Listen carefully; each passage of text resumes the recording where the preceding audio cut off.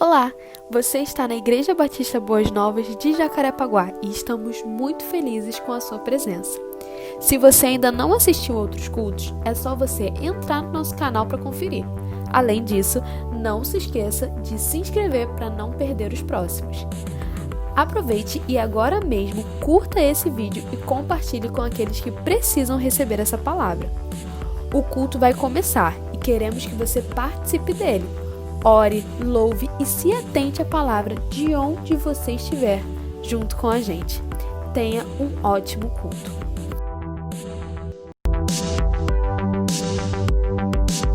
Graças e paz, irmãos. Boa noite a todos. Motivo de alegria ver os irmãos aqui. Os irmãos aqui estão tão distantes, não querem chegar mais para cá, não? Ficar mais pertinho, está tão distante.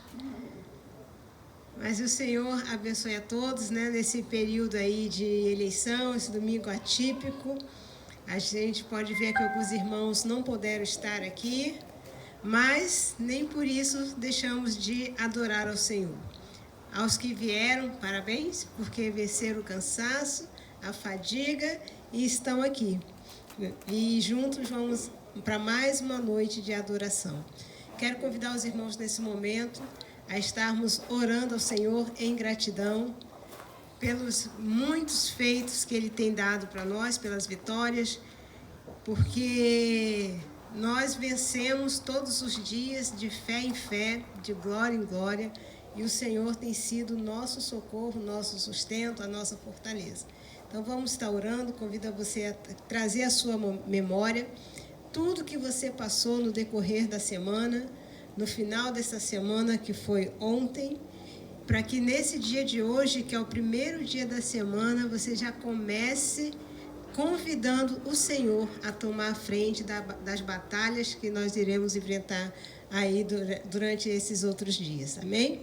Então agradeça ao Senhor pela coisa grande, pela coisa pequena, agradeça a sua vida, agradeça por sua família e, acima de tudo, agradeça pela sua salvação, que isso é o mais importante. O mundo pode estar se acabando, mas se você tem certeza da sua salvação, deixa ele se acabar, porque o nosso destino é o céu. Amém? Vamos estar orando?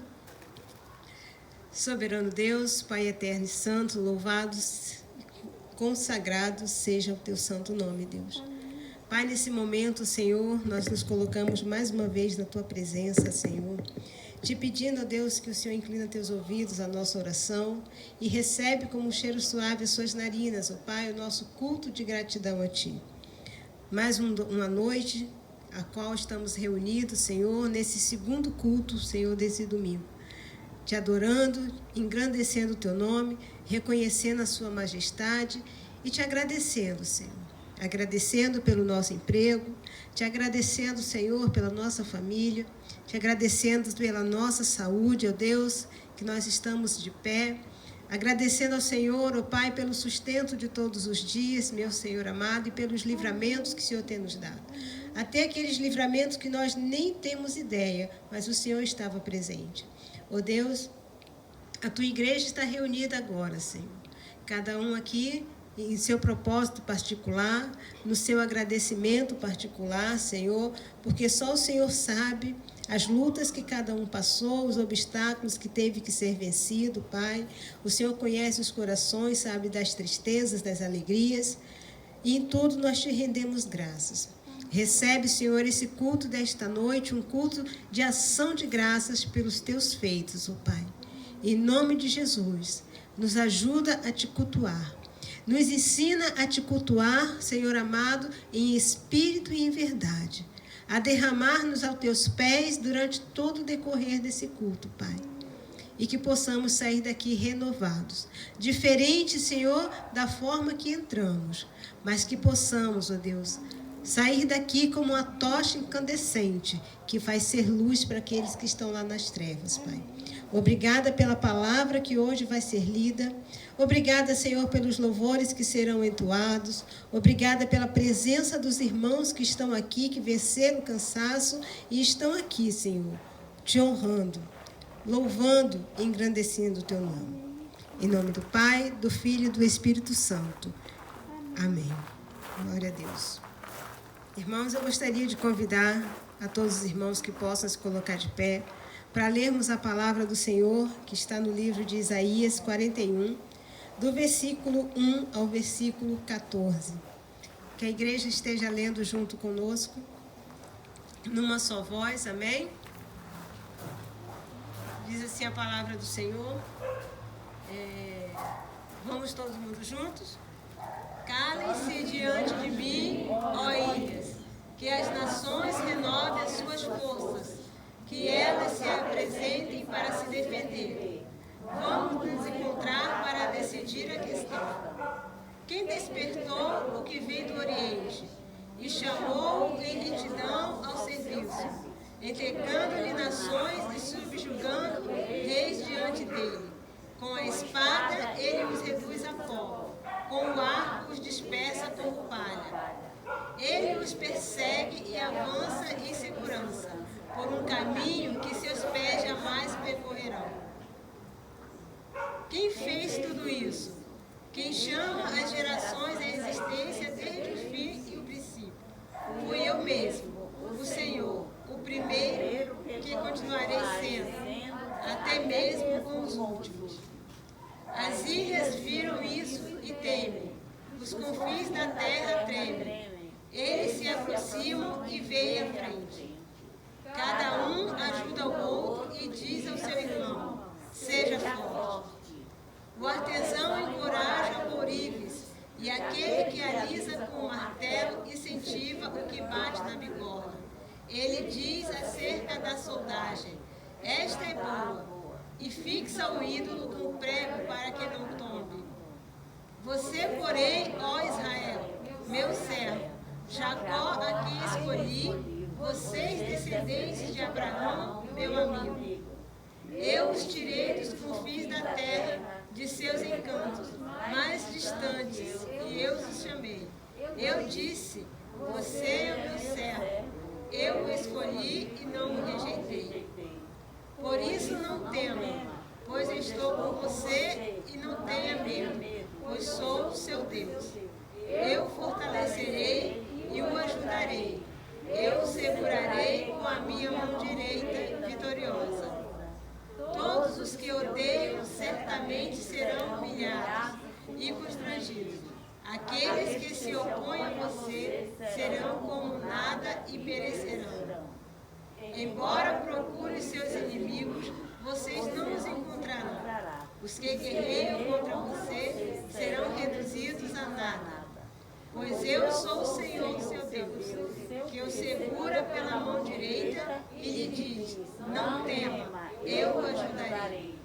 Não tenha medo, ó verme Jacó, o pequeno Israel, pois eu mesmo o ajudarei, declara o Senhor, seu Redentor, o Santo de Israel. Vamos repetir o versículo 13? Pois eu, o Senhor, seu Deus, que o segura pela mão direita e lhe diz: não tema, eu o ajudarei. Amém. A igreja podeis assentar.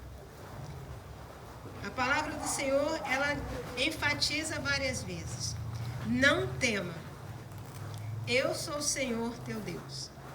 Essa é uma palavra que nos encoraja, principalmente nesses dias turbulentos que nós estamos passando. Não tema. A gente precisa ter prudência, a gente precisa ter cuidado, a gente precisa vigiar em todo o tempo. Mas não precisamos ter medo, porque o Senhor, Ele é Ele que nos garante. A gente pode sair, a gente pode andar pelas ruas, a gente pode se reunir, mas o importante é que a gente tenha cuidado e não medo. Não deixe de visitar aquelas pessoas que precisam de uma visita, que às vezes a gente fica com medo. Mas como nós temos à nossa disposição todo um aparato para que a gente possa seguir a nossa vida adiante, confiando no Senhor, sendo prudentes e sábios. Agora está chegando aí a época do Natal e a gente começa a se preparar, a pensar o que a gente vai fazer para a ceia, quem vai estar na nossa casa. O ano passado foi um Natal normal, como todos os outros, onde a gente recebeu pessoas, né? E esse ano será um pouco diferente. Então, o conselho, a ordem é, não tema. Se você vai comemorar o seu Natal, comemore em família. Eu falei no outro culto que eu considero a família dividida em dois. É a família que é a parentela, que é aqueles tios, sobrinhos, primos, e a família que é o nosso núcleo pessoal, que é os nossos irmãos, o nosso pai, a nossa mãe, que está com a gente todos os dias. Com esses, nós podemos estar reunidos no Natal, porque a gente está convivendo ali e os cuidados sempre vão haver. Agora, com a parentela, a gente tem que ter mais cuidado. Não é o momento de se reunir e fazer festança, é o momento da família, da gente estar em família, em comunhão, ali festejando o nascimento do nosso Senhor. Não é naquele dia, mas o que importa é que a gente lembra ao Senhor, lembra desse nascimento, que é muito importante. Então não tenha medo de você fazer a sua ceia, não tenha medo de estar com seus parentes, com seus familiares. Tenha cuidado, muito cuidado, para que você possa romper o ano aí com saúde, né, com força e tendo o Senhor como sustento. Guarde essa palavra, não temas, não tenha medo, porque o medo, ele impede a gente de prosseguir.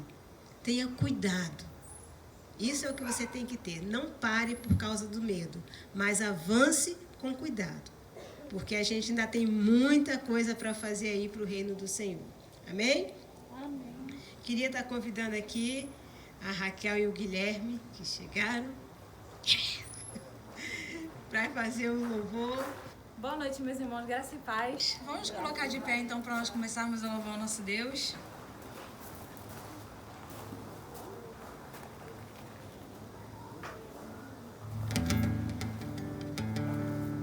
Isaías 12, 1 e 2 diz assim: E dirás naquele dia, graças te dou, ó Senhor, porque ainda que tiraste contra mim, a tua ira se retirou e tu me consolas. Eis que Deus é a minha salvação, nele confiarei e não temerei, porque o Senhor Deus é a minha força e o meu cântico e se tornou a minha salvação. E por essa salvação eu te convido a estar louvando, dizendo que Ele é o único que deve receber a nossa glória, o nosso louvor.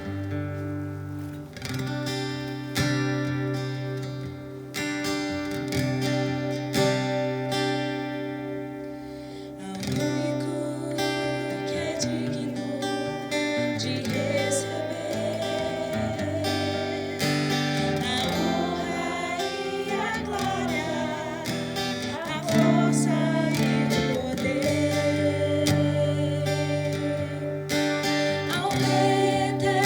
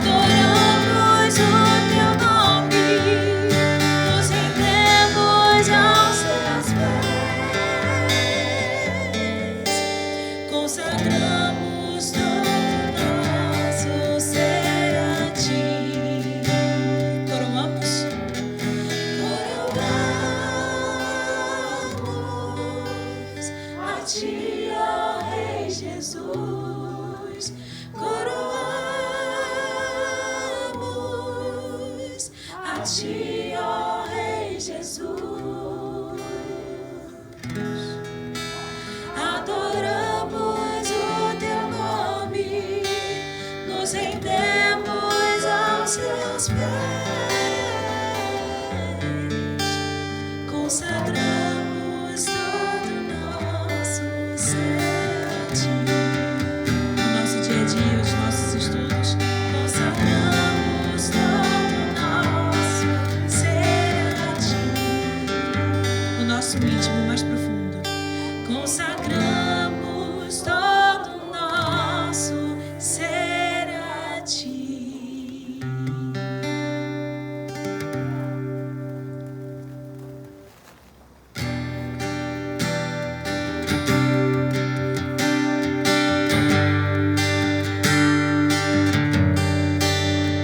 Nós estamos aqui tão sedentos de ti. Vem, ó Deus, enche esse lugar. Meu desejo é sentir teu poder, teu poder.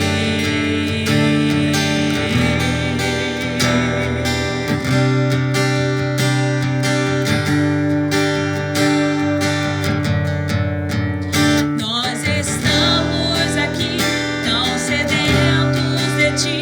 Vem, ó Deus, enche esse lugar. Meu desejo é sentir teu poder, teu poder. Então vem me incendiar. Meu coração é o teu altar. Quero ouvir o som do céu, tua glória contemplar.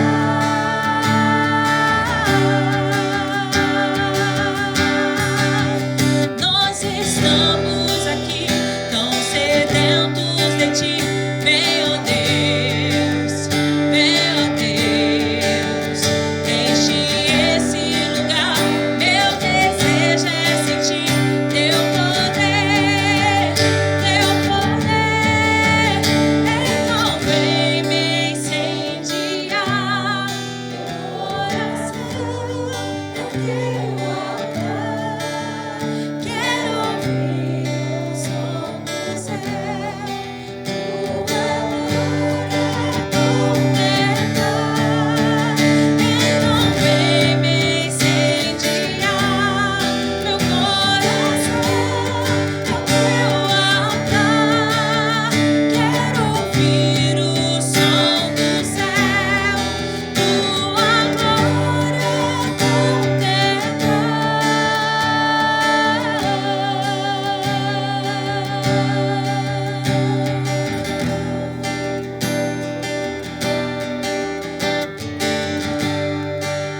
Te damos honra, te damos glória. Te damos honra, te damos glória. Teu é o poder, pra sempre. Amém. Te damos honra, te damos glória. Teu é o poder, pra sempre. Amém. Então vem me incendiar. Meu coração é o teu altar. Quero ouvir o som do céu, tua glória contemplar. Então vem me incendiar. Meu coração é o teu altar. Quero ouvir o som do céu, sua glória contemplar.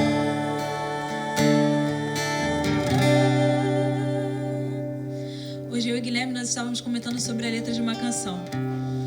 E a letra dessa canção é bonita. A primeira vez que você escuta, você não gosta. A segunda vez você pensa assim, tem uns erros assim meio bíblicos na canção. Da terceira vez você começa a gostar da música. Mas por quê?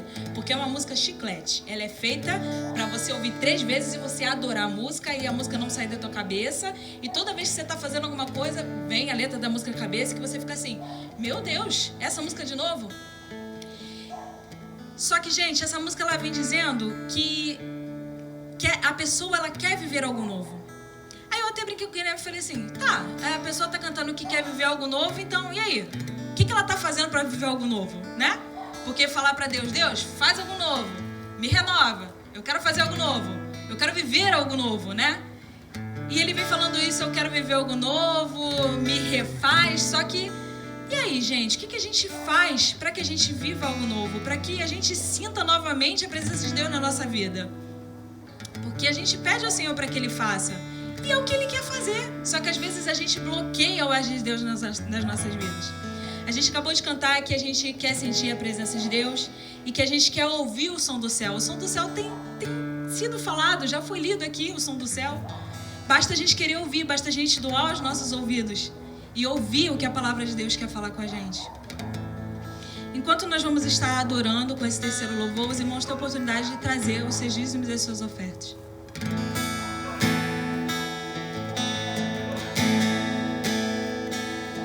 Pai nosso, nos céus, santo é o teu nome, teu reino.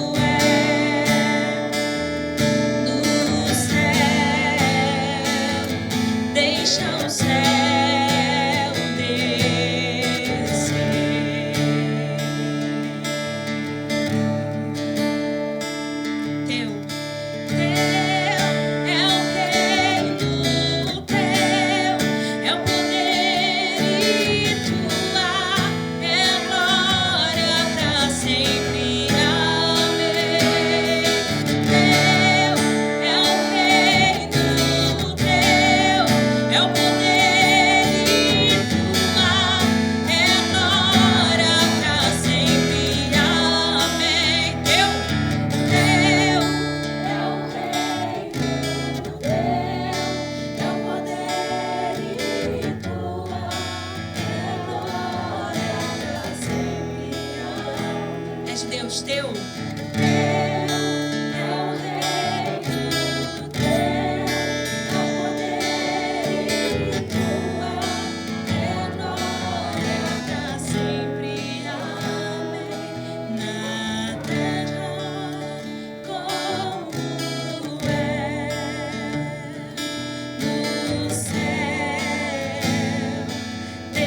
O céu descer na terra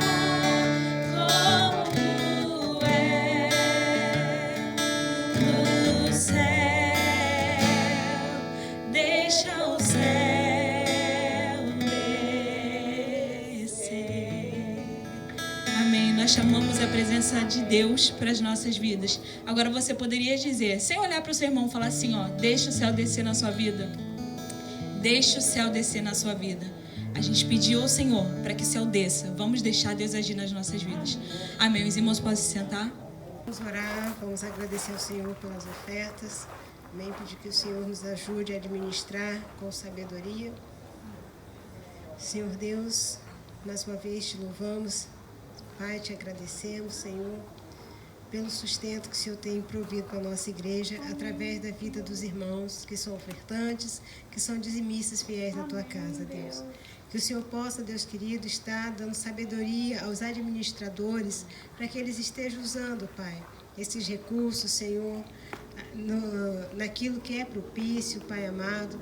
Nos ensina a não gastar o nosso pão, o nosso dinheiro naquilo que não é pão. Que possamos administrar, Senhor, os nossos bens, ó Deus, com cuidado, com prudência, Senhor. Pai querido, que não venhamos, Pai, desperdiçar o suor do nosso trabalho, mas que possamos trazer todas as vezes que viemos ofertar na Tua casa, que viemos com o nosso coração voluntário e com alegria, entendendo, Senhor, que não é uma troca, não é uma barganha, mas é, Pai querido, um ato de fé, um ato de adoração, um ato de reconhecimento que tudo que nós temos foi porque o Senhor nos deu. Por isso, Senhor, nesta noite, eu peço que o Senhor derrame ricas bênçãos sem par na vida dos irmãos que ofertaram, os irmãos que dizimaram, aqueles que por algum motivo não pôde nessa noite, Senhor, trazer o seu dízimo, as suas ofertas. Que o Senhor esteja, Pai, provendo, providenciando, ensinando, Senhor, os irmãos, Pai querido, a colocar a sua vida financeira em ordem, Pai. Porque tudo na Tua palavra diz, Senhor, que tudo é com ordem e com decência. Então que possamos saber, Senhor, o valor que tem o nosso suor, o nosso trabalho, Pai. E ter sempre grato e ter sempre um coração voluntário para estar ajudando na Tua obra. Muito obrigada, Senhor, por esses dízimos e essas ofertas que aqui foram lançadas hoje, em nome de Jesus Cristo. Amém. Quem está passando alguns recados para os irmãos? A respeito dos eventos da igreja, que nós temos o nosso culto de quarta-feira, que é o culto do estudo bíblico, onde estamos lendo, estudando e aprendendo o livro de Apocalipse, as cartas de Apocalipse, ou as igrejas da Ásia. Já estamos no capítulo 6 e chegamos ao capítulo 6. E assim foi muito, e tem sido muito bom. A gente tem aprendido curiosidades históricas a respeito da história das igrejas, a cronologia das igrejas, o tempo, o objetivo de cada igreja, de cada carta, para quem foi escrito. Estamos aprendendo também a aplicar na nossa vida pessoal como igreja as lições que essas cartas que a gente pode tirar. Então, você que ainda não foi, não perca essa oportunidade de aprender a palavra de Deus. Tem sido uma bênção. É um culto interativo, onde o pastor dá oportunidade para a gente falar, para a gente perguntar. Então, assim, eu tenho crescido muito, tenho aprendido muito com as igrejas, né? Com essas cartas às igrejas.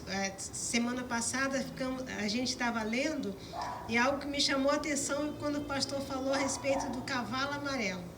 Eu cheguei e falei assim, caramba, porque o cavalo amarelo representa muita coisa que não é boa, mas que a gente vai ter que passar. Então, se vocês têm curiosidade de saber o que é esse cavalo amarelo, vai lá na quarta-feira que vai ser revelado para você também. E é algo tremendo, foi muito bom. Eu saí de lá edificada. Outro anúncio que eu quero falar é a respeito dos nossos cultos de domingo. Culto das 17 horas e o culto das 19 horas. O culto das 17 horas, culto vespertino, como diz nosso pastor, é o culto onde nós estamos iniciando esse culto, esse novo horário de culto, um culto missionário, onde você nos ajuda, né, com a sua presença, com a sua fidelidade, você nos ajuda a dar continuidade a esse culto e ao crescimento da igreja. A igreja não está dividida, ela está crescendo em graça, em sabedoria e com a presença dos irmãos. culto das 19 horas é o nosso culto, que a gente já tem esse horário normal e que estamos aqui todos os domingos também às 19 horas. Então você escolhe o melhor horário e aí você faz parte, só não deixe de fazer parte do corpo de Cristo, tá bom? E se puder, traga sempre mais alguém com você. Nunca venha sozinho, procure trazer sempre alguém com você. Mesmo que seja aquele irmão que já faz parte da igreja, mas que está afastado. Traz ele assim mesmo. Ora por ele. Né? Vamos lançar um desafio da gente orar pelo irmão que você olhou para o lado, você não precisa nem saber o nome, mas você sentiu falta daquele irmão, faz um propósito de orar por ele, para que ele esteja aqui na igreja, que é importante a presença de todos. Né? Nós somos um corpo, e se um membro se afasta, se a gente perde um membro, a gente sente falta. Então faz esse propósito, olha para o teu lado, olha para a direita, para a esquerda, aí você vê uma cadeira faltando, lembra do rostinho do irmão, quanto tempo o irmão não está vindo? Faça um propósito pessoal e ore pela vida dele. Tenho certeza que domingo que vem, através das tuas orações, o Senhor vai estar trazendo ele de volta. E você vai ser muito enriquecido com isso. A tua fé vai fortalecer com isso. O nosso próximo anúncio é um anúncio sobre o nosso culto da virada, que vai ser no dia 31 de dezembro, às 22 horas, aqui no terreno. Culto da virada. A gente vai estar aqui abafando com glória a Deus todos os barulhos de fogos, dando um grito, um brado de vitória, que o Covid-19 vai sair correndo, que a gente vai estremecer o céu, pode ter certeza disso. E eu queria pedir para os irmãos, já antecipando, os irmãos que vão estar conosco no culto da virada, já deixa o seu nome, passa para mim ou passa para a irmã Janete, o nome para a gente estar fazendo a lista do culto. Então a gente vai estar colocando por família, que fica melhor, até mesmo pela arrumação das igrejas. Então a gente vai botar, um exemplo, família da Irmã Jô. Aí quantas pessoas são da família da Irmã Jô? Para a gente poder se organizar até mesmo na arrumação das mesas. Para a gente tentar fazer de uma forma que todos fiquem juntos, mas sem aglomeração. Tá bom? Que a gente precisa ter lugar para sentar, a gente precisa estar reunidos. E também nós vamos começar, eu já conversei com a irmã Jô, e a gente vai começar a fazer a lista com as coisas que a gente vai trazer para a ceia do Ano Novo. Então a gente vai estar também passando essa lista, semana que vem talvez já dê para a gente divulgar, né? Aí os irmãos vai assinar o que o irmão vai trazer. E aí no dia 31, o irmão traz aqui o seu farnel, o seu pratinho, a gente coloca na mesa para a gente ter uma ceia maravilhosa depois da principal, que é a palavra de Deus. Esse foi o anúncio, mais algum não, né? Nosso culto online. Esse eu esqueci de falar no primeiro culto. Cultos online. Voltamos com os cultos online. O Diego, nas quartas-feiras, ele tem colocado os cultos que são gravados aqui, ele tem divulgado aí na rede social, no YouTube. Então, você que ainda não assistiu, quando ele enviar para você, clica lá no link, assiste, escuta de novo a mensagem. Às vezes a gente está aqui, tem alguma coisa que a gente não prestou atenção, procura prestar atenção, divulgue para os seus amigos, que vai abençoar muita gente. As mensagens têm sido maravilhosas. As mensagens antigas também ainda estão lá no YouTube, você pode rever quantas vezes você quiser. Olha que legal, você pode fazer o culto na sua casa todos os dias, a hora que você quiser, viu? Com Boas Novas na sua casa. Então não deixe de acessar lá o link Boas Novas online, não é isso? Vamos ficar de pé, irmãos, para a gente poder ler a palavra de Deus, lá em Gênesis, no capítulo 3, a partir do versículo 1. Eu vou ler os versículos ímpares, os irmãos, os pares. Ora, a serpente era o mais astuto de todos os animais selvagens que o Senhor Deus tinha feito. E ela perguntou à mulher: foi isto mesmo que Deus disse? Não comam de nenhum fruto das árvores do jardim? Respondeu a mulher à serpente: podemos comer do fruto das árvores do jardim. Mas Deus disse: não comam do fruto da árvore que está no meio do jardim, nem toquem nele, do contrário, vocês morrerão. Disse a serpente à mulher: certamente não morrerão. Deus sabe que no dia em que dele comerem, seus olhos se abrirão, e vocês serão como Deus, conhecedores do bem e do mal. Quando a mulher viu que a árvore parecia agradável ao paladar, era atraente aos olhos, e além disso, desejável para ela se oferecessem, tomou o seu fruto, comeu e deu ao seu marido, que comeu também. Senhor, eis aí a tua palavra, a nossa oração, o nosso pedido é que o Senhor nos encha da tua graça nesse momento e que teu Espírito Santo abra os nossos corações, abra o nosso entendimento, os nossos ouvidos espirituais, não para aquilo que eu tenho a dizer, mas para aquilo que o teu Espírito quer ministrar aos nossos corações. Nós estamos aqui reconhecendo a nossa pequenez e reconhecendo que nós precisamos do Senhor. Em nome de Jesus nós pedimos. Amém, amém. E amém. Você pode se assentar.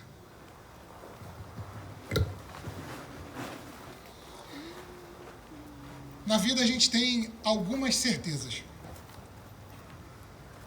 As pessoas dizem que a única coisa certa na vida é a morte.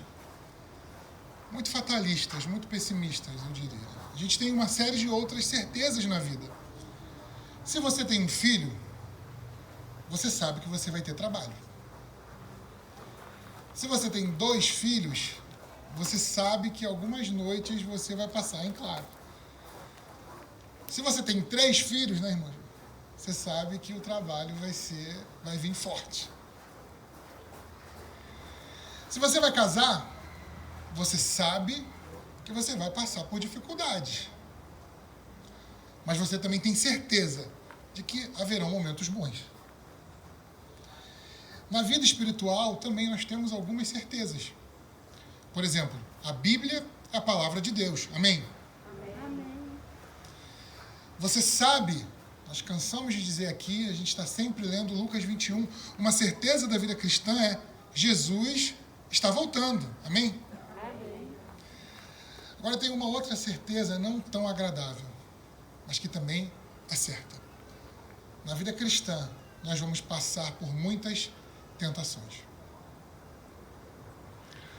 Elas vão chegar, independente de quem você seja.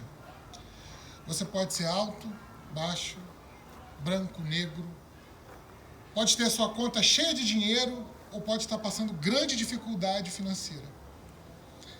Você pode estar vivendo em meio ao pecado, ou você pode estar fazendo tudo certinho, direitinho, não importa. A tentação vai vir. Como nós acabamos de ler aqui, Adão e Eva não tinham pecado. Mesmo assim, a tentação veio. A questão, na verdade, é como nós vamos responder à tentação. Na Bíblia, a gente tem várias delas. Muitas situações onde homens e mulheres de Deus foram tentados. E nós temos diversos exemplos. Alguns bons, outros nem tanto. Um exemplo positivo de alguém que lidou com a tentação foi José. Um cara que literalmente fugiu da mulher de Potifar.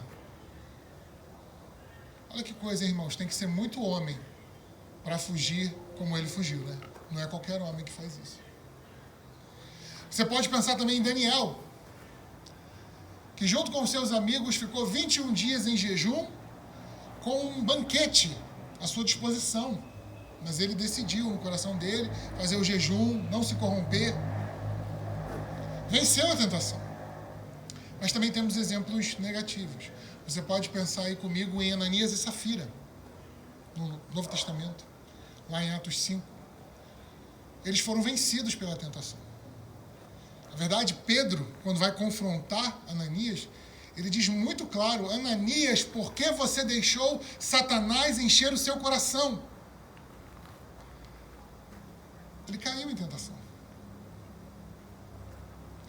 Mas de todas essas situações, de todas as situações que existem na Bíblia, 2 são muito importantes. Elas foram muito reais, verídicas. É importante dizer aqui que nós acreditamos fielmente no que as Escrituras dizem a respeito de Adão e Eva. Foram fatos, aconteceram de fato. Mas elas são muito importantes, tanto essa tentação quanto a outra, que eu vou falar, porque elas nos ensinam muito. Elas são muito simbólicas, elas são emblemáticas. E a proposta da mensagem dessa noite é refletir em cima dessas duas tentações. A tentação de Adão e Eva e a tentação de Jesus. Por isso, nós já lemos o primeiro texto, vamos ler o texto da tentação de Jesus à medida que a mensagem for se desenrolando. A primeira coisa que eu quero chamar a atenção dos irmãos é que Jesus, antes de ser tentado, está lá em Mateus 3, está lá em Lucas 4, ele foi batizado. E eu não sei se os irmãos lembram quem é que estava presente no batismo de Jesus. Você lembra? Você sabe quem é que estava lá? Além do próprio Jesus?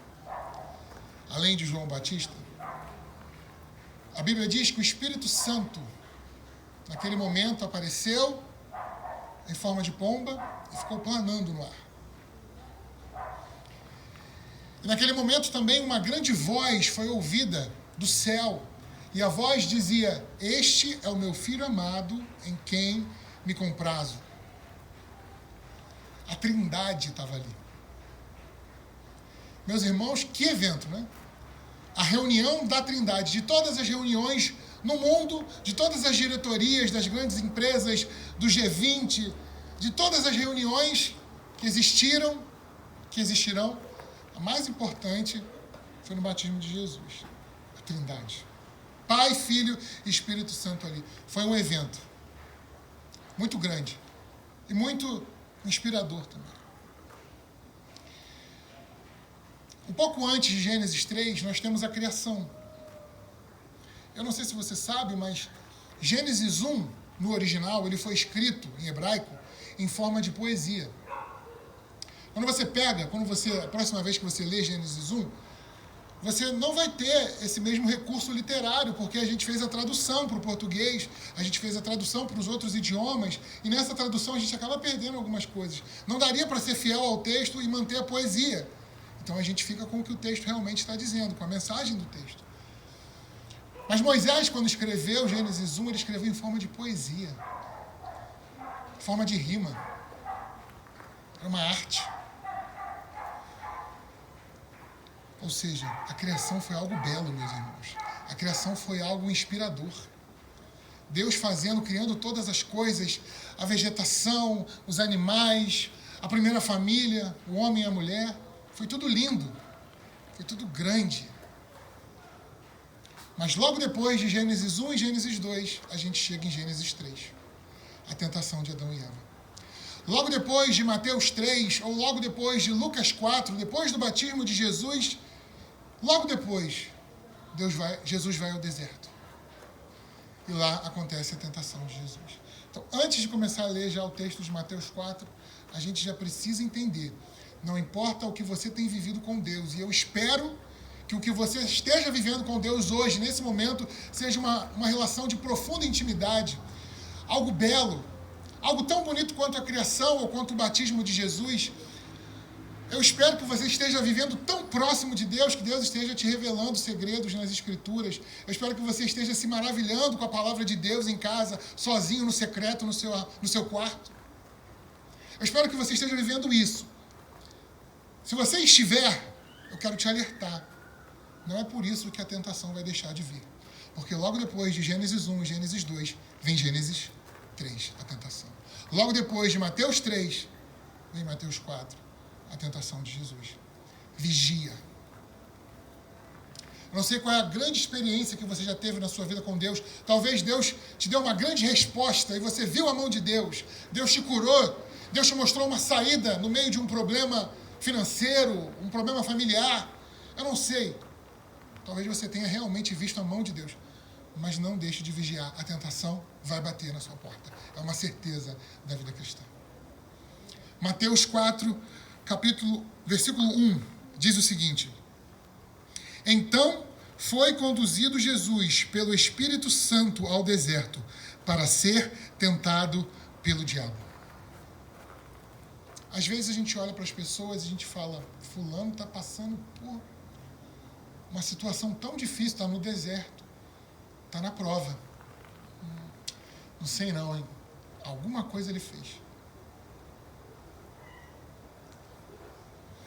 Mas o que o texto está dizendo aqui, meus irmãos, é que o Espírito Santo conduziu Jesus para o deserto.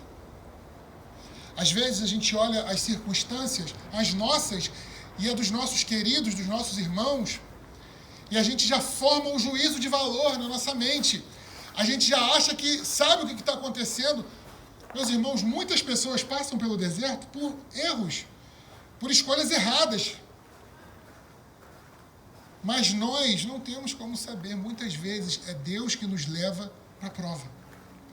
É Deus querendo nos testar. É Deus querendo produzir em nós algo que nós ainda não temos. Às vezes a gente fica se questionando: Deus, por que eu estou passando por isso? Deus, por que eu estou vivendo essa situação? Às vezes, meu irmão, Deus só quer que você entenda a dor de uma outra pessoa. Porque foi isso que Jesus fez. Ele veio até esse mundo, viveu as nossas dificuldades e Ele nos entende. Ele não nos entende simplesmente porque Ele tem todo o conhecimento e Ele entende que A mais B é igual a C. Não, Ele viveu. Ele foi ser humano. Ele é ser humano até hoje. Ele está glorificado ao lado de Deus Pai. Às vezes nós passamos pelas dificuldades e a gente não entende. Mas o que nós aprendemos aqui é que o Espírito Santo muitas vezes nos conduz para o deserto. Às vezes é para fazer uma festa. Lembra de Moisés? No estudo de Êxodo? Faraó, deixa o meu povo ir, porque o meu povo vai fazer uma festa no deserto. Às vezes é para celebrar. Às vezes é para vencer a tentação. Mas o que eu quero chamar a sua atenção nesse momento é comparar o lugar onde Jesus estava e o lugar onde Adão e Eva estavam. Jesus venceu em um deserto. Mas Adão e Eva foram vencidos em um jardim. Meus irmãos, não é onde a gente está. Não são as circunstâncias, mas é o que está dentro do nosso coração. É claro que as circunstâncias podem influenciar. É claro que elas vão fazer alguma diferença, mas se no seu coração tiver o Espírito Santo, se você estiver cheio do Espírito Santo, Jesus, meus irmãos, ele foi ungido de Deus. Ele foi cheio do Espírito Santo durante todo o seu tempo de vida aqui no mundo. Se você for cheio do Espírito Santo, o que está do lado de fora não importa tanto assim. Porque não é o que está do lado de fora, mas é o que está dentro do seu coração. Então para de se justificar. Para de falar, Senhor, mas assim também, do jeito que as coisas estão, é tanta dificuldade, em casa a esposa só reclama, e no trabalho o patrão fica em cima, e na igreja, que é onde tem que ter paz, tem isso, tem aquilo. Para de dar desculpas. Não é o lugar onde você está, é quem você é. O versículo 2 diz assim: e tendo jejuado 40 dias e 40 noites, depois teve fome. Interessante, né? Que Adão e Eva caíram com um fruto, né? Era comida. Tudo bem que eles não estavam com fome naquela hora, né? Pelo menos a Bíblia não fala nada a respeito disso. Mas eles caíram com um fruto. E na tentação de Jesus, Jesus tinha fome. De fato. A Bíblia diz. Mesmo assim, ele venceu. Adão e Eva, meus irmãos, estavam satisfeitos. Eles estavam no jardim. Eles tinham tudo. Tantos tipos de árvore. Tantos tipos de frutos. Uma alimentação para nutricionista nenhum botar defeito. Eles estavam satisfeitos das coisas que o mundo podia dar. Vamos colocar dessa forma. Mas o que o mundo dá, meus irmãos, é só ilusão. Na verdade, o ser humano tem necessidade de Deus. maior do que a fome do meio-dia, depois de meio expediente de tanto trabalho, é a fome que a sua alma tem de Deus. O mundo, ele quer te dar muitas coisas. O mundo, ele quer te dar entretenimento, luxo, status, reconhecimento dos homens. Mas nada disso pode saciar o vazio do nosso coração. Adão e Eva são a prova disso. Eles queriam mais. Tinham tudo. E quiseram mais. O exemplo de Jesus vem na contramão. Ele tinha tudo e abriu mão de tudo. Quando teve fome, para a glória de Deus, continuou com fome. Venceu a si mesmo para vencer a tentação. Na verdade, vencer a tentação é justamente isso. É se vencer. Portanto, eu não sei o que o mundo tem te dado, eu não sei o que você tem conquistado. E veja bem, não são coisas necessariamente ruins. Um emprego bom, todo mundo quer, e não é errado querer. Uma família bem estruturada, gente, Deus fez a família. Mas o seu coração não pode estar nessas coisas. Você não pode colocar a sua esperança em coisas, em circunstâncias, em homens. Jesus tinha o seu coração em Deus. E mesmo no momento de vulnerabilidade, fome, 40 dias, meus irmãos. Durante o dia, da meio-dia e meio, eu já estou 40 dias sem comer. Teve fome. Vulnerável. Mas quando a gente é fraco, se a gente está cheio do Espírito, né? A gente é forte. Jesus estava, apesar da fome, satisfeito em Deus. Que lição para nós, irmãos. Qual é a tentação que vai nos vencer se nós estivermos satisfeitos em Deus? O que o mundo pode nos ofertar? O que o mundo pode nos oferecer? O que vai chamar a atenção dos nossos olhos se eu estiver satisfeito em Deus? Nada. Jesus estava satisfeito em Deus. Versículo 3. E chegando-se a ele, o tentador disse: se tu és o Filho de Deus, manda que estas pedras se tornem em pães. Interessante, né, irmãos? Que a tática do tentador não mudou. Continua a mesma. Se tu és o Filho de Deus. Camille, bota para mim, por favor, no versículo 1 de Gênesis 3, versículo 1. Olha o que a palavra de Deus nos conta a respeito desse momento. Ora, a serpente era o mais astuto de todos os animais selvagens que o Senhor Deus tinha feito. E ela perguntou à mulher: foi isto mesmo que Deus disse? Dá até para substituir, né? Dá para fazer uma comparação aí. Se tu és o Filho de Deus, foi isso mesmo que Jesus disse? Em outras palavras, é como se o tentador estivesse dizendo para Jesus: aquela voz que você ouviu falou isso mesmo para você? Lembra? Eu disse aqui no batismo, uma voz soou: este é o meu filho amado. E Satanás, com toda a sua astúcia, com toda a sua cara de pau, com toda a sua petulância: se tu és o Filho de Deus. Meus irmãos, apesar de ser o mais astuto dos animais, a tática é a mesma. Ainda hoje, Satanás continua tentando tirar a credibilidade da palavra de Deus. A tática é a mesma.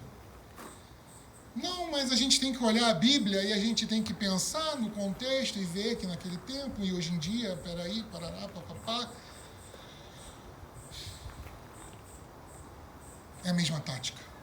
Muito cuidado, meus irmãos, porque a Bíblia nos alerta de falsos mestres, de falsos profetas, que se levantam com um discurso muitas vezes até pacífico.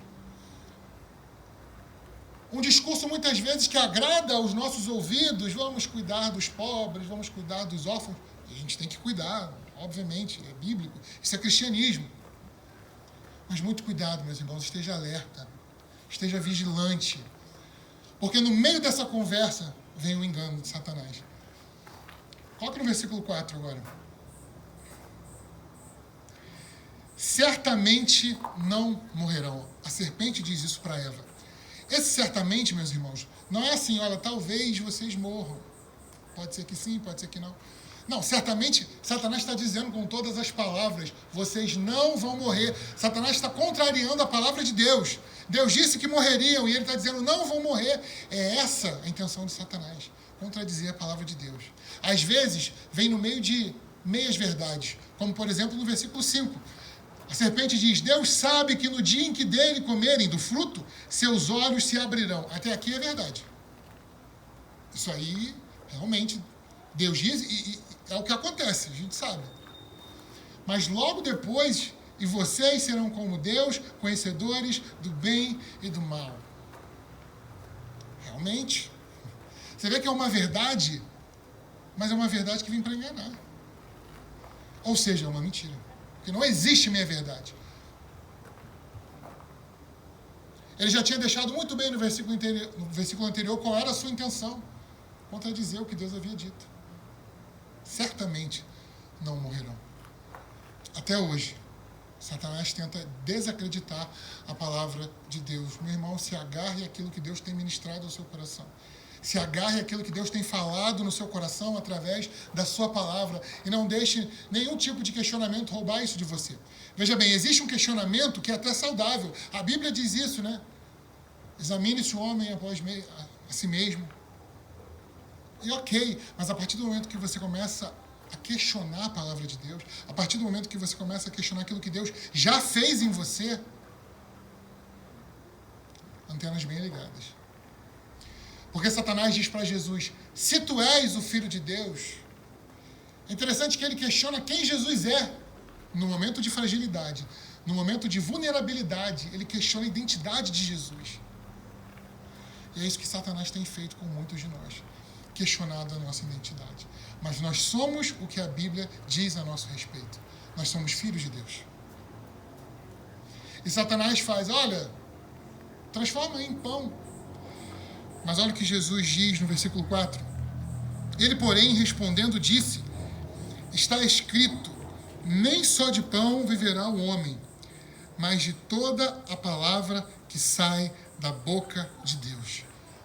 A resposta de Jesus à tentação é, está escrito. Jesus sabe que a maior necessidade, o pão que realmente alimenta o homem, é o pão que sai da boca de Deus. É o maná espiritual que está diante de nós, na Escritura. Está escrito. É assim que nós vencemos a tentação. E aí a gente volta ao que o pastor tem falado.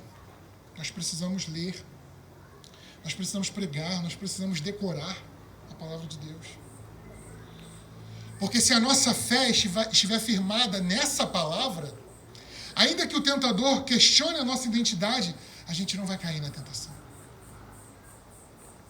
Por mais que ele tenha uma lábia, por mais que ele tenha bons argumentos, se a nossa fé estiver firmada na palavra, se você tiver condições de dizer, está escrito, você vai vencer a tentação. Assim como Jesus venceu. Mas o inimigo ele é persistente, né? No versículo 5, ele diz, então o diabo o transportou à cidade santa e colocou-o sobre o pináculo do templo e disse-lhe, se tu és o Filho de Deus, lança-te aqui debaixo, porque está escrito que aos seus anjos dará ordens a teu respeito, e tornar-te-ão nas mãos, para que nunca tropeces em alguma pedra. Disse-lhe Jesus, também está escrito, não tentarás o Senhor teu Deus. Eu confesso que essa tentação aqui era algo que sempre me intrigou muito. Ficava pensando, poxa, mas por que Satanás queria que Jesus pulasse? Satanás sabia que, de fato, né, se Jesus pula, ele dá a ordem e os anjos iam pegar ele. Morrer ele não ia. Não aqui, não assim, não agora. Então, o que Satanás está querendo, né, com essa tentação? E aí a gente fez o estudo lá em Lucas, né? Lucas 4. E a gente aprendeu com o nosso pastor. O exibicionismo. Se Jesus faz isso, meus irmãos, se Jesus faz algo assim, de fato os anjos viriam, de fato os anjos o tomariam pela mão e Jesus chegaria lá embaixo tranquilamente. mas os homens dariam a glória para Jesus. E aí você pode falar, ué, mas não tem que dar glória para Jesus? Realmente, hoje nós temos que dar glória para Jesus. Mas a missão dele aqui nessa terra era dar glória ao Pai. Tudo que Jesus fez, ele fez porque o Pai mandou. Tudo que Jesus disse, ele disse porque ele ouviu do Pai. Ele abriu mão da sua glória, ele se esvaziou para chegar aqui. E toda a glória dá a Deus. Quantas pessoas dentro das igrejas estão tão preocupadas em mostrar o seu eu? Em mostrar quão dotadas elas são. Como elas pregam bem, como elas cantam bem, como elas atendem ao necessitado. No meio de nós não deve ser assim, irmãos. A glória não é nossa. A glória é de Deus. Deus sabe como é que eu estou aqui agora. Só pela misericórdia de Deus. Só pela graça de Deus. E não pode ser diferente, porque quando for diferente, é exibicionismo. Se for diferente, eu caí em tentação. E Jesus nos dá o exemplo. É para a glória de Deus. Se vivemos, vivemos para a glória de Deus. No versículo 8, novamente o transportou o diabo a um monte muito alto e mostrou-lhe todos os reinos do mundo e a glória deles. E disse-lhe, tudo isto te darei, se prostrado me adorares. E aqui a gente vê uma outra tática da tentação. Uma outra tática de Satanás que não mudou. Ele leva Jesus para um alto monte e ele mostra os reinos do mundo. Ele mostra a glória dos reinos do mundo. A gente pode imaginar, né? A gente não tem como afirmar isso categoricamente, mas a gente pensa, a glória dos reinos do mundo, as pedras preciosas, o poder militar, as conquistas dos reinos. Satanás diz, olha, eu te dou isso tudo se você me adorar. Ele mostra para Jesus. E aí a gente consegue entender um pouco da lógica da tentação. A lógica do pecado, como é que o pecado funciona, como é que a lógica do pecado funciona até os dias de hoje. Josué, capítulo 7, versículo 21. Eu não sei se você se lembra do nosso estudo em Josué, de um personagem chamado Acã. Depois de, no capítulo 6, Israel conquistar Jericó, derrubar as muralhas, aquele episódio tão também emblemático, né? Tão famoso, Deus dá uma ordem, olha, vocês não podem pegar nada dos despojos da guerra. O que eram os despojos da guerra? Na época, toda vez que um reino invadia outro e vencia e conquistava a cidade, era normal que o povo vencedor trouxesse os despojos. Ou seja, bens, pedras preciosas, roupas finas, tecidos, especiarias. Só que Deus, nesse momento, ele fala, de Jericó não. E Acã acaba caindo em tentação. Acã pega despojos de Jericó. E aqui nós vamos ler o momento em que ele confessa, em que ele diz de fato tudo o que aconteceu. Versículo 20. Acã respondeu, é verdade que pequei contra o Senhor, contra o Deus de Israel. O que fiz foi o seguinte. Quando vi, prestem atenção no vi, aqui no texto. Quando vi, entre os despojos, uma bela capa, feita na Babilônia, 2,4 kg de prata e uma barra de ouro de 600 gramas, eu os cobicei, presta atenção também no cobicei, e me apossei deles, ou seja, tomei. Estão escondidos no chão da minha tenda, com a prata por baixo. Presta atenção. Acã viu. Acã achou a capa bela. E Acã cobiçou. E por último, tomou os despojos. Essas 4 situações. Agora a gente vai para Gênesis 3, versículo 6. Adão e Eva. Quando a mulher viu que a árvore parecia agradável ao paladar, no outro texto a gente leu boa capa, né? Bela capa. Agradável ao paladar, era atraente aos olhos e, além disso, desejável para dela se obter discernimento.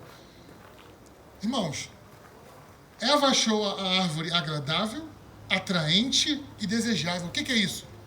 Ela cobiçou. E por último, o que ela fez? Tomou do seu fruto. Ela fez exatamente o que Acã fez. A concupiscência dos olhos. É assim que o tentador faz. Ele mostra. E a gente vê. E a gente vê e é atrativo aos nossos olhos, a gente acha bonito, a gente acha legal. E a gente começa a cobiçar na nossa mente, a gente começa a querer, a gente começa a desejar. E por último, a gente realiza o fato. A gente toma. A gente pega para si. Essa é a lógica do pecado. Presente no Éden, presente em Israel, presente nos dias de hoje. Cuidado, meus irmãos, aonde você tem colocado os seus olhos. E eu não estou falando simplesmente de um filme ou de um tipo de situação específica. Não, eu estou falando no geral. Cuidado com aquilo que você tem desejado. Talvez o que você deseje seja algo simples do dia a dia. Talvez você deseje emagrecer. Exemplo bem prático. Ok, é saudável em muitas situações, precisa, necessário. Mas Deus sabe até que ponto esse seu desejo é só preocupação com a saúde. Deus sabe a partir de qual momento já virou um culto ao corpo. Deus sabe o quanto é, na verdade, para aparecer, se exibir. Lembra do exibicionismo? Deus sabe. Cuidado com o que você tem desejado. De repente você tem desejado o casamento. Amém. Case-se. Mas Deus sabe quando o casamento é só um escape para você sair de casa. Deus sabe quando é só porque você não aguenta mais a situação A ou a situação B dentro de casa. Cuidado com aquilo que você tem desejado. Porque se aquilo que você tem desejado mais do que o próprio Senhor, então você já caiu em tentação. Se você tem desejado algo mais do que você deseja a Deus, você já caiu em tentação. Cuidado aonde você coloca os seus olhos. Cuidado com aquilo que você tem desejado. No versículo 10 de Mateus 4, então disse-lhe Jesus: vai-te, Satanás, porque está escrito, ao Senhor teu Deus adorarás, e só a Ele servirás. Meus irmãos, Deus é um só. E só a Ele nós devemos adorar. Satanás queria ser Deus. Por influência, Eva também queria ser Deus. Eva queria o lugar de Deus.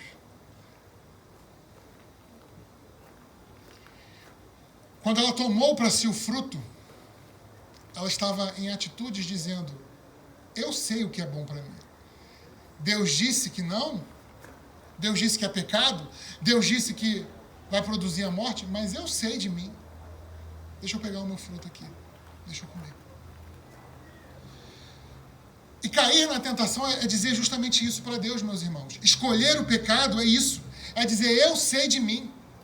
Eu vou dar conta de mim. Eu posso dar conta de mim, quando nós não podemos. A verdade é que toda tentação é uma declaração. Toda vez que você cai na tentação, você está dizendo: eu tomei o lugar de Deus. Eu sei o que é melhor para mim. Eva fez isso comendo do fruto. Os homens, durante a época do Império, achavam que eram Deus por conta do tamanho do seu exército. E realmente achavam. Os reis, eles se colocavam como divindade. E hoje em dia, o homem do século XXI continua achando que é Deus, por causa do conhecimento que ele tem, por causa da tecnologia que ele tem, por causa das ideologias que ele tem. O homem continua querendo assumir o lugar de Deus. Mas, meus irmãos, como eu já disse em outra mensagem, basta um vírus. E tudo que a gente construiu durante séculos desmorona. A nossa tentativa de chegar ao céu, de virar Deus, as nossas torres de Babel, elas viram castelos de carta. Uma praga, não 10, igual foi com o Egito. Uma praga e os sistemas de saúde do mundo inteiro entram em colapso. O homem não pode ser Deus. Deus só existe um. O nosso Deus. O Deus de Israel. E só a Ele nós devemos adorar. Enquanto o homem se levanta em orgulho, querendo ser Deus, Jesus fez justamente o contrário. Filipenses 2, a partir do versículo 5. De sorte que haja em vós o mesmo sentimento que houve também em Cristo Jesus, que sendo em forma de Deus, não teve por usurpação ser igual a Deus, mas esvaziou-se a si mesmo, tomando a forma de servo, fazendo-se semelhante aos homens. E achado na forma de homem, humilhou-se a si mesmo, sendo obediente até a morte, e morte de cruz. Se ceder ao pecado é dizer, eu sou o Senhor de mim mesmo. Vencer a tentação é se humilhar. É reconhecer diante de Deus, Senhor, eu não sei. Senhor, eu sou pequeno. Senhor, eu não posso. Senhor, eu não consigo sozinho me vencer. Eu preciso do Senhor. Eu preciso estar cheio do Espírito Santo como Jesus sempre esteve.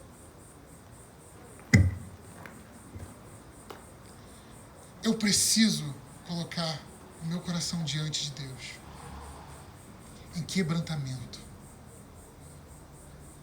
É assim que a gente vence a tentação. É assim que a gente consegue continuar de pé, em meio aos ataques do tentador, que vem nos momentos de maior necessidade, que vem nos momentos de maior vulnerabilidade. Quando eu estou cheio do Espírito Santo, quando eu reconheço a minha limitação, quando eu reconheço a minha pequenez, quando existe dentro de mim o mesmo sentimento que houve em Jesus, aí eu dobro o meu ego. Aí eu me dobro diante de Deus, mas não caio diante da tentação, diante da sedução do mundo. Para encerrar, meus irmãos, eu quero ler 2 versículos. O primeiro, que está lá em Hebreus, no capítulo 4, versículo 15, que diz assim: pois não temos um sumo sacerdote que não possa compadecer-se das nossas fraquezas, mas sim alguém que, como nós, passou por todo tipo de tentação, porém sem pecado. Jesus sabe das suas tentações. Mas eu não digo isso em tom de acusação, como quem diz, olha, Jesus sabe, hein? Não, eu digo isso no sentido de que ele entende a sua dificuldade. O salmista vai dizer que Deus conhece a nossa estrutura, ele sabe que nós somos pó. Por isso, Paulo escreve 1 Coríntios 10, versículo 13,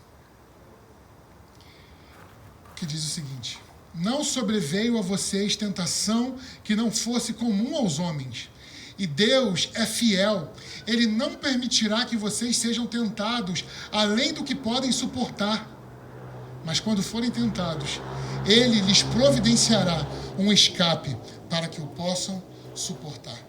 Meus irmãos, nenhuma tentação é impossível de ser vencida. Sabe por quê? Porque o texto diz, Deus é fiel. Deus é fiel, e pela sua fidelidade Ele diz isso. Porque Ele é fiel, nenhuma tentação sobre você é mais forte do que você possa vencer. Isso não é reconfortante? Como é bom saber que não vem a nós algo que a gente não vai conseguir fazer. Tudo que vem até nós é possível, mas só é possível se nós estivermos na dependência de Deus. Só é possível se nós estivermos em humildade, em quebrantamento, com o nosso coração prostrado diante dele. Aí sim nós vamos conseguir vencer as tentações. Fiel é Deus, meus irmãos, que não permite tentação mais forte do que nós mesmos. Que Deus possa nos conceder a sua graça cada dia, para que a gente possa vencer a tentação. O texto que nós lemos diz que Deus providencia um escape. Para cada tentação, meu irmão, tem um escape. Você que não viu.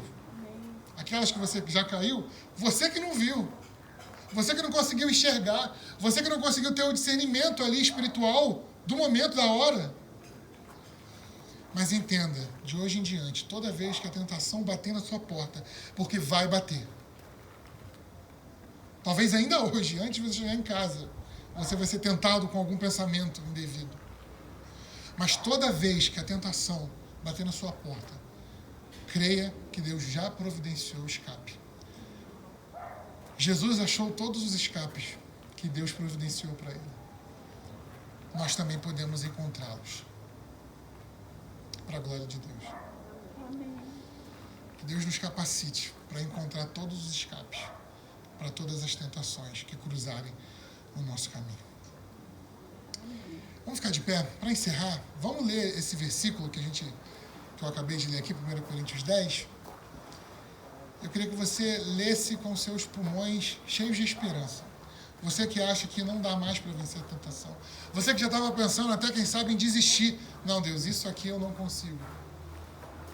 Leia com os seus pulmões cheios de fé esse versículo. E creia que fiel é Deus. E o escape ele já providenciou. Vamos juntos numa só voz? Não sobreveio a vocês tentação que não fosse comum aos homens. E Deus é fiel.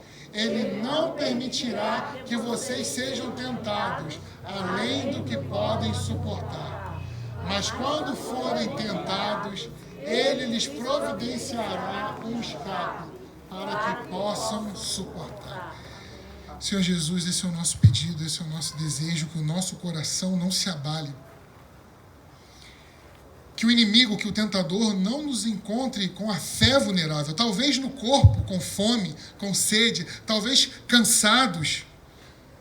Sim, mas a nossa fé precisa estar firme, inabalável nas Escrituras, para dizer, está escrito. Pai, que nós possamos ter a humildade de reconhecer as nossas limitações, e na hora da tentação, clamar ao Senhor, nos colocarmos de joelho e pedirmos, Deus, tem misericórdia, me mostra o teu escape, me mostra onde está a saída, livra-me da tentação, Deus, não me deixe cair em tentação. Que nós possamos ter o mesmo sentimento, Pai, que houve em Cristo Jesus, e reconhecer a nossa limitação, e reconhecer que o Senhor é fiel. Nós falhamos, mas o Senhor é fiel. E o Senhor associa aqui, porque tu és fiel, há um escape. Porque tu és fiel, a tentação não é mais forte. Porque tu és fiel, nós podemos vencer. Porque tu és fiel, e porque nós estamos em Cristo, nós somos mais do que vencedores. Porque Cristo venceu no deserto, nós podemos vencer nesse mundo, no deserto dessa vida. Sim, nós podemos vencer. Não para a nossa glória, não para o nosso exibicionismo, não. Mas para a glória do teu nome. Nós podemos e nós queremos vencer toda tentação. Mostra-nos o escape, Deus. Enche-nos do teu Espírito Santo.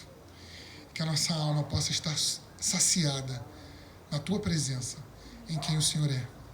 É o que nós pedimos, é o que nós suplicamos, no nome de Jesus. Amém.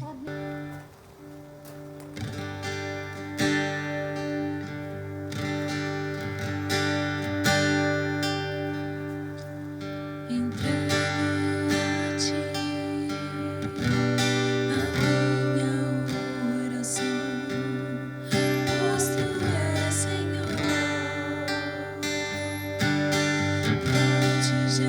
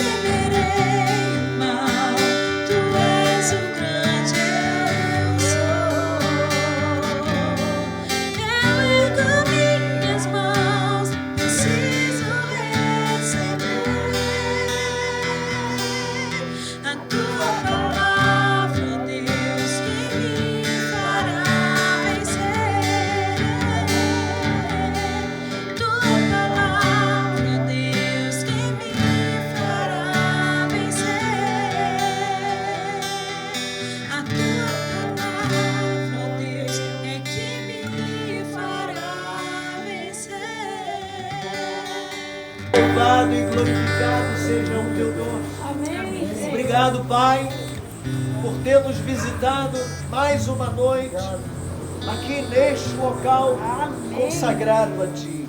Nossas mãos estão levantadas em adoração ao Teu nome. Nossas mãos estão levantadas porque reconhecemos como Criador dos céus e da terra.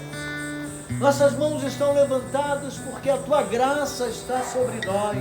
Nós não merecíamos, mas Tu nos chamou, Tu nos levou para o Teu reino. E nós hoje somos súditos do Teu reino.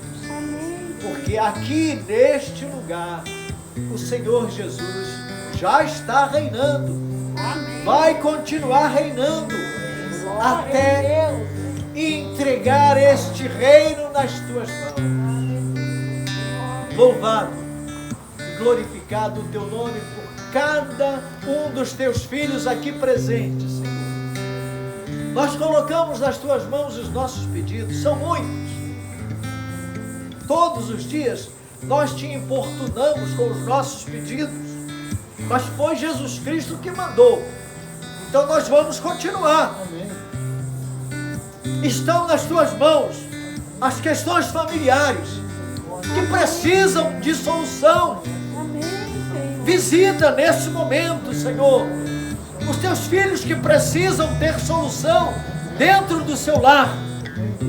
Familiares que precisam da Tua ajuda, Senhor. Pessoas que estão caminhando amargamente para a perdição. Traz de volta, Pai. Traz de volta.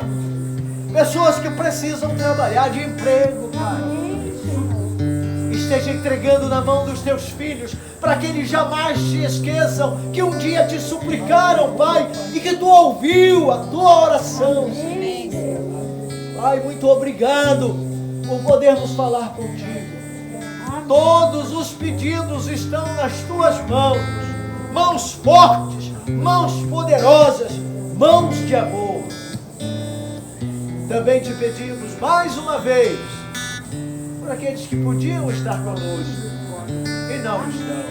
Também aqueles que não puderam vir, mas queriam vir. Estenda a Tua mão. Agora leva estes aqui debaixo da Tua paz. E que eles sintam, Senhor, a Tua presença em sua vida. E que eles saibam que não adoram uma mitologia, mas adoram um Deus, Criador dos céus e da terra. Abençoa este lugar onde estamos, santificado ao Teu nome. Também Te pedimos pelos nossos vizinhos, dos lados, de trás, da frente, os nossos vizinhos. Estenda a Tua mão sobre eles. Pedimos a Tua bênção, Pai, para mais esta semana, uma semana de vitória. Que os Teus filhos não se esqueçam que vieram à Tua casa e que clamaram de mãos levantadas o Teu nome, e que possam Te agradecer as inúmeras bênçãos com as quais serão alcançados nesta semana, e que retornem trazendo outros para serem abençoados. Pois nós oramos e agradecemos no nome de Jesus Cristo. Amém.